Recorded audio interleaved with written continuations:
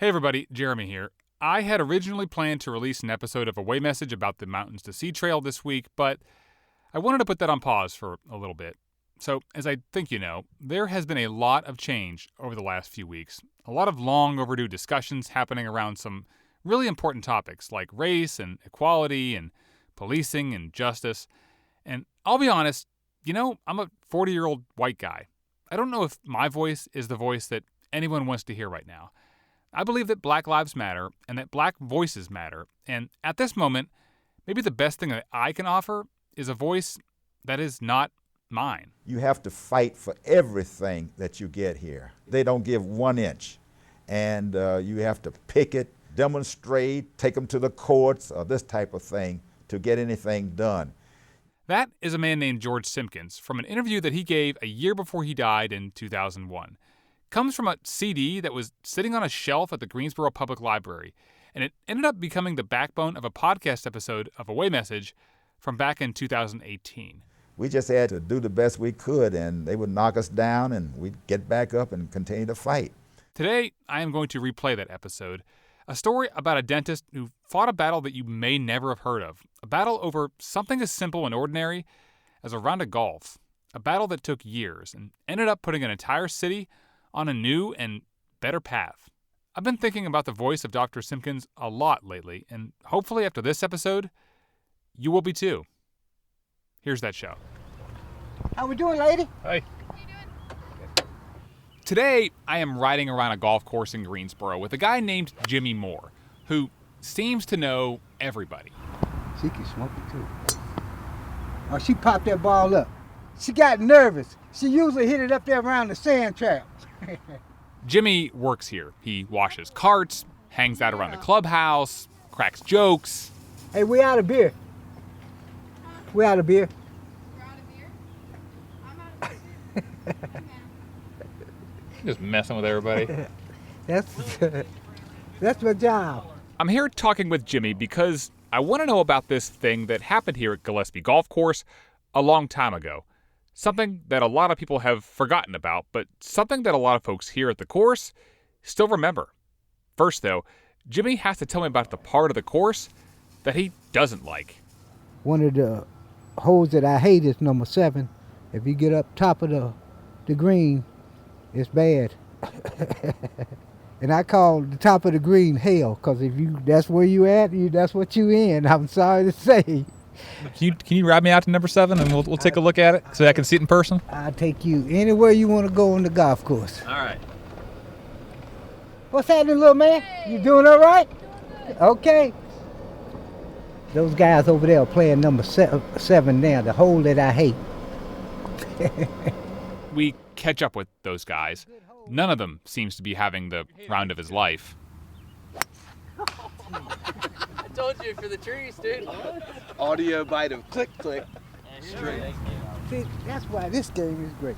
You got 4 friends here, and they just ragging on each other, and they drink. They don't. Where the beer at? Where the beer?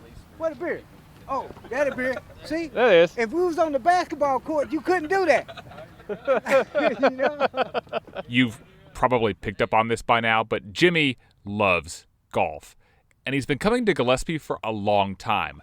As a kid, he was a caddy here. It was a good job. It was fun. You learned something, You got to talk to doctors and lawyers and people you caddied for, and they would give you some good advice sometimes about how to make it in the world. Jimmy carried a lot of golf bags back in the day, but out of all the people that Jimmy caddied for, one sticks out in his mind. A guy named Doc, short for Dr. George Simkins. For one thing, unlike a lot of the golfers that came before him, Doc Simkins was black, just like Jimmy. He always had something funny to say. You see him, he speak to you, young fella, might rub you on the head, ask you how you doing today. You got a bag today? And you said no. He said, well, I'm going to get ready to play, grab mine. And Simkins was more than just a good golfer. How big was sports in your house growing up? Very big. Badminton, golf, tennis, and he collected every trophy he won. He never threw out anything. So I think in our house we had like 4 or 6 trophy cases. This is Chris Simkins, the son of George Simkins. And there were trophies actually lining going up the stairs to the bedrooms. We ran out of room in the trophy cases. He was excellent at tennis, but obsessed with golf. I can remember countless times of him taking me out to the course where we would never even play. I would just sit there and watch him hit practice shot after practice shot. He would also practice in the living room, holding the club, swinging, practicing, trying to perfect his swing. But a very long time ago, George Simkins did something at Gillespie Golf Course that transcended the sport and led to something much, much bigger. At what point did you realize the magnitude of what your father had done? People would come up to me often as a young kid and say, "You really should be proud of your father. You don't know what kind of man he is. You don't know how much of a difference he's made in my life. You don't know how he's helped this group of people." And then, occasionally we would get telephone calls with threats. Did you ever talk to Doc Simkins about, that incident? Did he ever bring it up? You ever talk to him about it? No, he never brought it up. Jimmy Moore says he was too little to remember the incident at Gillespie Golf Course when it happened, but he knows what happened next. And what happened next changed an entire city. It changed the course of Doc Simkins' whole life.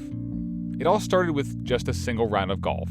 But it shows what happens when you know you're right and still lose anyway, and then, impossibly, win a bigger victory than you ever thought possible.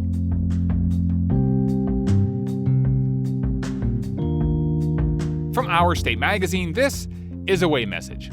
I'm Jeremy Markovich. Well, I was born in Greensboro at the house I live in now, August the 23rd, 1924. George Simkins died in 2001, but a year before that, he sat for a very long interview to talk about his life. My father practiced dentistry here for 40 years.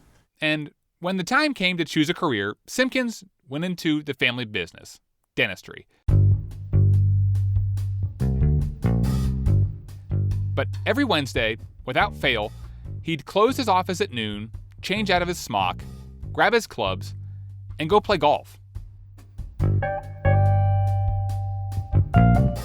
When Simkins first started playing golf, there were not a lot of other black golfers in Greensboro because if you were black, there was only one place in town that you could play. We had a little segregated golf course called Noco Park Golf Course.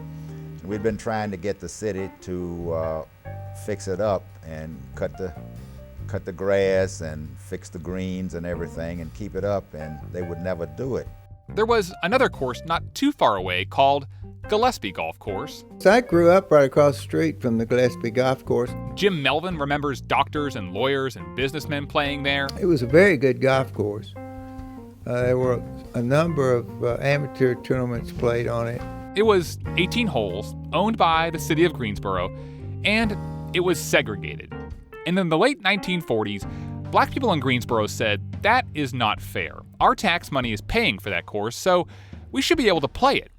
But in 1949, instead of integrating the course, the city decided to do something else. They closed the golf course and tried to reopen it as a semi-private, which was stupid. What that meant was the city still owned the land, but then leased it out to a private company.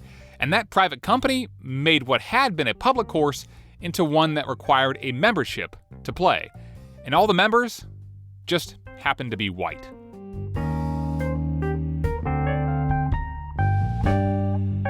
And then 5 years later, in 1954, comes this huge decision from the United States Supreme Court, Brown versus Board of Education.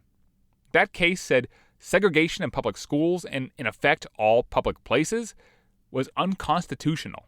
It is my opinion that the South will be law-abiding and will comply with the decision of the court and accept it. It was a landmark decision, but it didn't change things overnight. It would take years. This girl here was the first Negro apparently of high school age to show up at Central High School the day that the federal court ordered it integrated. This morning, the mob again gathered in front of the Central High School of Little Rock. Many of them shouting epithets at her. There will be no enforced integration in Virginia. Units of the National Guard have been and are now being mobilized. And I say segregation now, segregation tomorrow, and segregation forever.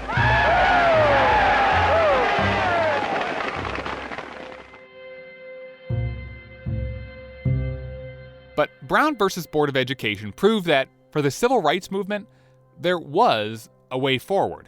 Mrs. Rosa Parks was arrested because she refused to give up her seat for a white passenger. And in December of 1955, just a week after the arrest of Rosa Parks started the Montgomery bus boycott, the buses are empty because the Negro people aren't riding them. George Simkins decided that maybe the time was right to see if he could go play the golf course that he'd always wanted to play. So one Wednesday afternoon, my half a day off, 6 of us, including myself, decided to go out and see if we couldn't play at Gillespie. So we went out and put our money on the counter and tried to sign the book. And when we were signing the book, the caretaker snatched the book from us and said, "No, you can't sign this book. You can't play here." So we said, well, we intend to play, and we put our money down. I think we put 75 cents down to play 18 holes. That was the fee then. And we proceeded to tee off on number 1 tee. The golf pro was at lunch, and when he comes back, he finds out what's going on and catches up with Simkins and the rest of the men on the 5th hole. He came out and he started cursing us and going on and telling us that this was a private facility. And we said, we know better. Soon after that, the police show up. Well, he cursed us and threatened us and called us everything under the sun. And so I told him, I said, well, we're out here for a cause. He said, what damn cause? I said, the cause of democracy.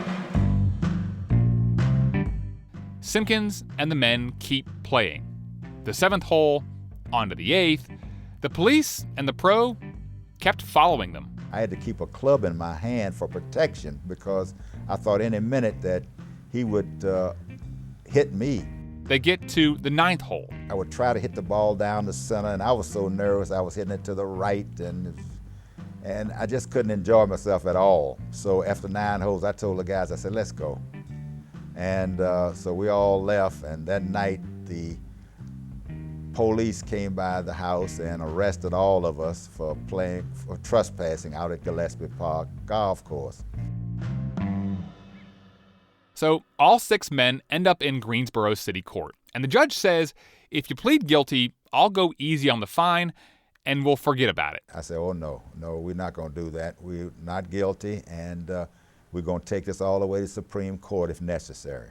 The men are found guilty. They each get a $15 fine, and then they start appealing. First to Superior Court, where they faced an all-white jury. And prosecutors tried to say that the men were arrested for trespassing, not because they were black, but because they weren't members. 2 members of the jury, we found out, had played at Gillespie. Both of them were white men. So Simkins' lawyer puts them on the stand. They testified that they were not members, nor were they the invited guests of any member. All they did was pay a fee and play out there. That testimony proved that, in reality, if you were white, you didn't need a membership to play. And that shot down the prosecution's case. And so what happens? Simkins and the other men are found guilty again. And so they appeal again. Now, in the meantime, our lawyers go into federal court. They figure if we're not getting anywhere in the state courts, maybe the federal courts will help. And they're right. Judge Johnson J. Hayes said we had a right to play out there. We had a right to go out there. And the only reason they arrested us were because we were black. The judge says, okay, a private company runs the course, but the city of Greensboro owns the land. And that makes the course a public facility, which means it needs to be open to all people, black and white. He agreed that this course must be integrated. And then, 2 weeks before that integration was supposed to take effect, the clubhouse mysteriously burns down. The clubhouse is gone. But it's just the clubhouse. There's nothing wrong with the rest of the course. But instead of reopening it, the fire marshals go out and condemn the whole course because the clubhouse had been burned down. It stayed condemned for 7 years. And next, the city goes out and removes all of the topsoil from the first 9 holes and builds a garage there. And that's not all. They not only voted to close Gillespie down, they closed NOCO down, they closed all the swimming pools down and everything. And they said they were going out of the recreation business rather than integrate. The city council did. By this time, Simkins and the other men are starting to be called the Greensboro Six, and their case keeps winding its way up to the state Supreme Court, where they lose again, and then the United States Supreme Court agrees to hear the case. Number 7, Leon Wolf, George Simkins, Jr. et al., petitioners, versus the state of North Carolina. So Simkins goes looking for a lawyer that would represent them. And we went up to Thurgood Marshall. Thurgood Marshall, the same lawyer who'd won Brown versus Board of Education. Thurgood looked at the record, read the record. He said, your lawyers ought to be the ones to go to jail instead of you. And Marshall says, look, you've already won in federal court. This should be a slam dunk.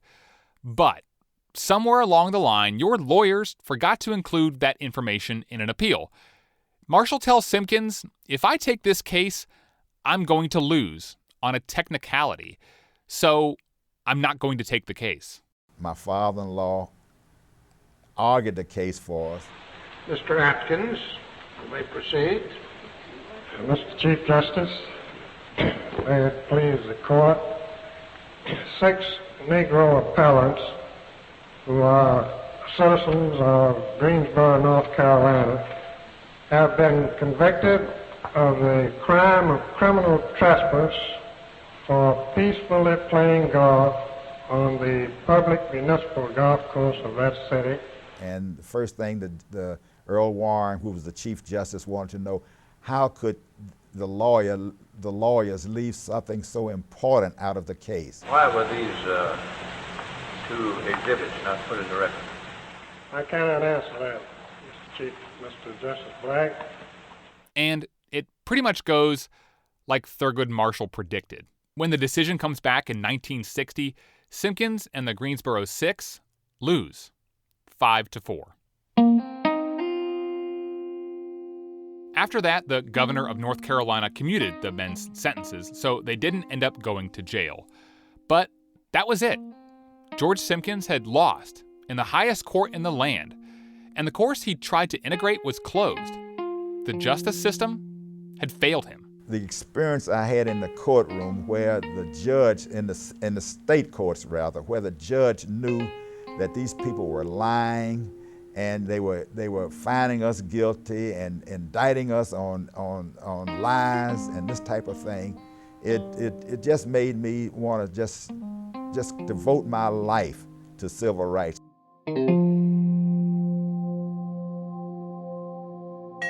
And less than 2 years after the Supreme Court refused to integrate Gillespie Golf Course, George Simkins found himself doing the very thing he'd initially set out to do: play golf at Gillespie. How he pulled that off and changed the whole city in the process? When we come back.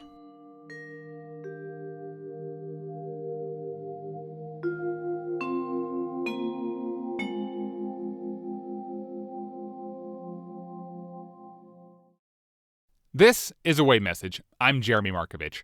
Just to recap, in 1955, George Simkins and 5 other black men were arrested for playing at a whites-only golf course in Greensboro. Their case made it to the United States Supreme Court, and they lost. And while all of that was going on, the clubhouse at the golf course burned down. And rather than integrate, the city closed down all of its recreational facilities: golf courses, swimming pools, and tennis courts. And so, to understand what happened next, you have to know a little bit more about George Simkins. Could be rude if he wanted to. This is Henry Fry. For the last, I guess, 15 years or 20 years or something, I've been known as Justice Henry Fry. Fry was the first black justice on the North Carolina Supreme Court, but long before that, he was a friend of George Simkins, and he says Simkins was really competitive. He hated to lose. And there was something else. He had the advantage of being independent. He was a dentist. He couldn't be fired for his views because he was his own boss. That had a lot to do with it. He couldn't be laid off by somebody else. There was one more ingredient to all of this. Remember, Simkins had been arrested for playing golf in 1955, but it took 5 years before the U.S. Supreme Court ruled against him. 5 years. And so, after that, George Simkins decided no more waiting. George was a kind of a guy who, when he saw something he didn't like and thought it was wrong, he was ready to do something about it. And if he had somebody to go with him, fine. If he didn't, he would do it on his own. And he was completely fearless as far as I knew, in terms of not worrying too much about not only what whites would say, but some blacks. Where do you think that comes from, where it's not just people who are white at the time who didn't like what he was doing, but also people who are black didn't like what he was doing? Well, I think the only thing with most of the black folk who didn't like it was they thought that they could do it by negotiating and things of that nature. He was like Abernathy. You ever heard of Abernathy? Abernathy was Martin Luther King's sidekick lawyer. I guess that's the way I refer to him. And he said that people have been trying to get me to say that we're going to do this gradually. He said, if my neck is in the ditch and the man's got his foot on my neck, I don't want him to turn me loose gradually. I want him to turn me loose now. And so Simkins thought, I've waited long enough. If the courts won't help, there is another way.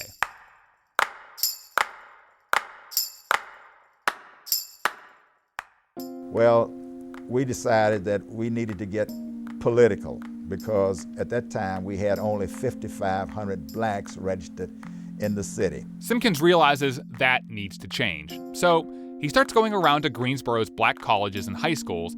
He tells the president of North Carolina A&T about all of the faculty members who aren't even registered to vote. And he was just amazed. He sat down and it made him mad. He sat down and wrote each one of them a letter.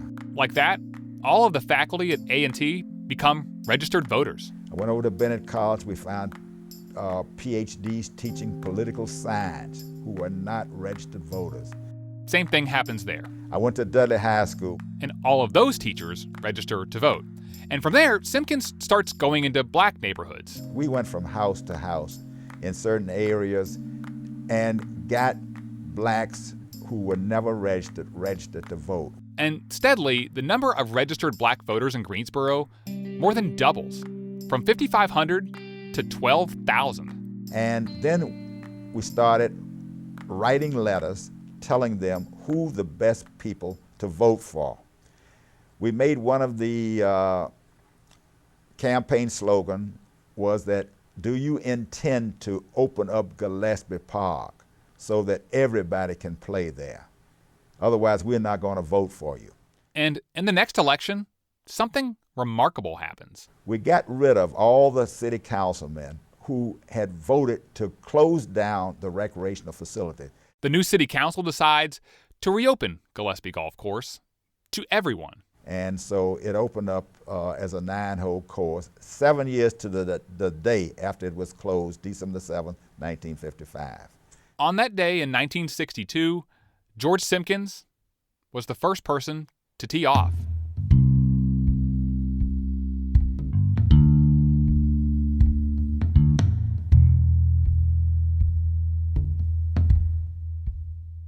Let's just think about all of this for a second.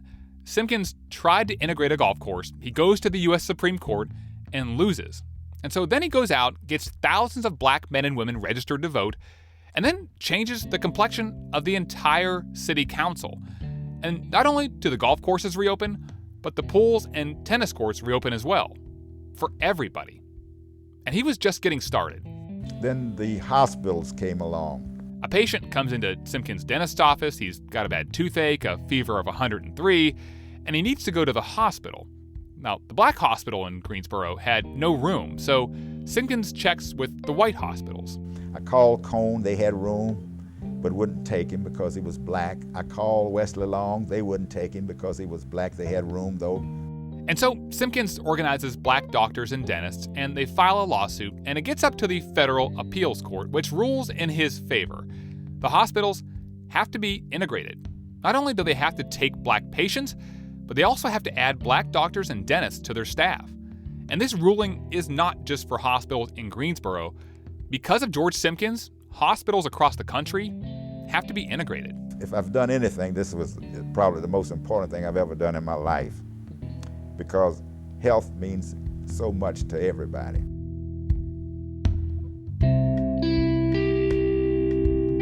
Simkins kept pushing. He became president of the local NAACP. He integrated Greensboro's schools. He changed the way Greensboro City Council was elected to make sure black neighborhoods had representation. He desegregated public housing. He got Martin Luther King to come to town. We had him here to speak, and he was such an orator. Oh, I'm telling you. And here is a crazy piece of trivia. In 1960, a local businessman asked Simkins if he'd want to lead a sit-in at the whites-only lunch counter at the Woolworths in downtown Greensboro. Simkins, who was still dealing with the golf case at the time, said no. So instead, 4 freshmen at North Carolina A&T did it instead. The sit-in movement spread like wildfire across the South, leading to even more desegregation. Simkins would later say that if he'd done it, it wouldn't have taken off like it did. There was, however, one thing that George Simkins did not do: run for office.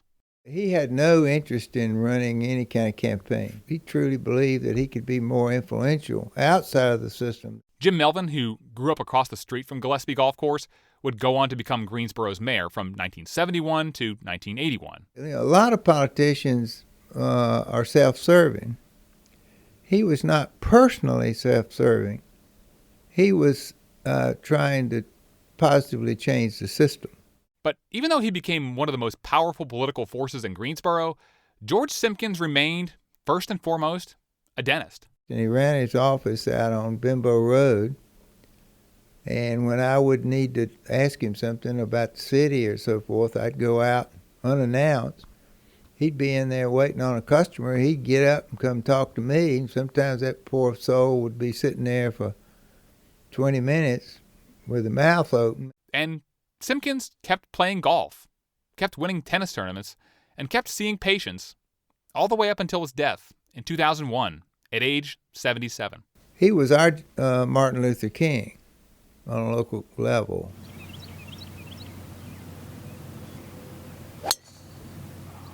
But back at Gillespie Golf Course, it's sort of like George Simkins is still here. There's a little plaque that tells the story of what he and the Greensboro Six did, but when you talk about him with guys like Jimmy Moore, their eyes light up. What kind of a golfer was Simkins? He was a good golfer. He was good. Was he very serious about it? Yeah, serious, because he bet money. Anytime you betting your money, you serious about the game. Jimmy Moore loves golf because he grew up working here as a caddy. A lot of other black boys did the same thing. But those same kids could never play golf here until George Simkins came along. He turned something that was once impossible into something that they could enjoy. And those same kids, those same caddies, have now been coming here to play golf for more than 50 years. But we they opened the golf course back up and all the blacks started playing here, and this is what we've been playing ever since. And so, when it's Jimmy's turn to play, he gets up to the first tee, pulls out his driver, and swings. Pull it over in the woods. Pull it in the woods. When he's here, he doesn't have to worry about what's behind him. He can just concentrate on the course ahead.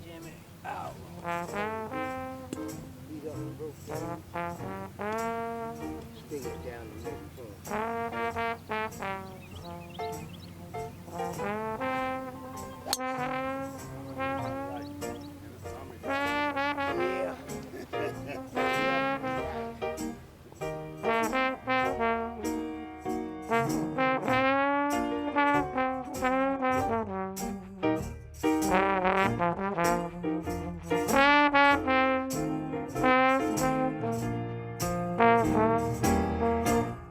the morning I sing because I'm so happy.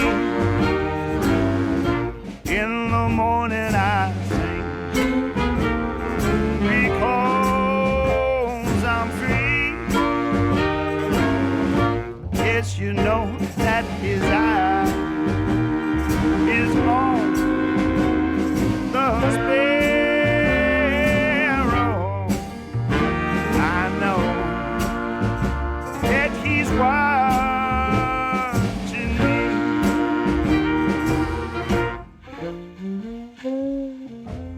This episode of Away Message was produced by me and James Michkowski. The closing song is His Eye is on the Sparrow by Peter Lamb and the Wolves from Raleigh, featuring Kinston's own Maceo Parker. A special thank you to a lot of people, including Nebraska Douglas, Ralph Miller, Shirley Fry, Gerald Attaway, Bill Hill, along with Bob Brooks and the rest of the staff at Gillespie Golf Course. Supreme Court audio is from oye.com. The interview with George Simkins comes from the Community Voices Project, which is housed at the Greensboro Public Library. Now, the library is currently closed, but they have graciously given us permission to post the entire audio interview with Dr. Simkins, along with the transcript. You can find that online at ourstate.com/Simkins, Simkins. There, you can also read and share a written version of the story, which appeared in the August 2018 issue of Our State magazine. I'm Jeremy Markovich. Thank you so much for listening. We'll be back with a new episode of Away Message about the Mountains to Sea Trail in 2 weeks. Yes, you know that his eye